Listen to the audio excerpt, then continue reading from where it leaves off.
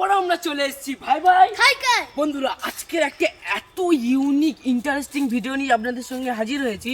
আপনারা না দেখলেই বুঝতেই পারবেন না, শেষ পর্যন্ত ভিডিওটা দেখতেই থাকো, কারণ আজকের ভিডিওটা আমি এসেছি নানুর বাড়িতে।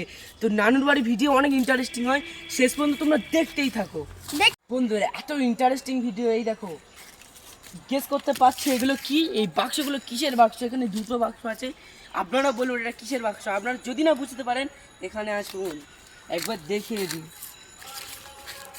এটা হচ্ছে ঘরে পালিত মৌমাছির বাক্স বন্ধুরা। মৌমাছি কেমন বেরোচ্ছে দেখো, আর মৌমাছিরা বাইরে থেকে ফুলের মধ্যে সংগ্রহ করে এই বাক্সের মধ্যে জমা করে, আর তখন আমরা পাই একদম খাঁটি মধু।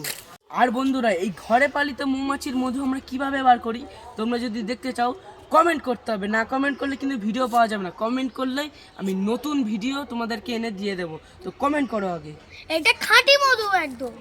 এখন আমরা মধুটা খাবো, যেহেতু আমরা ভাই ভাই খাই কোনো ভিডিওতেই আমাদের খাওয়াটা মিস হয় না। তো এখন এই আমরা খাঁটি মধুটা খাবো।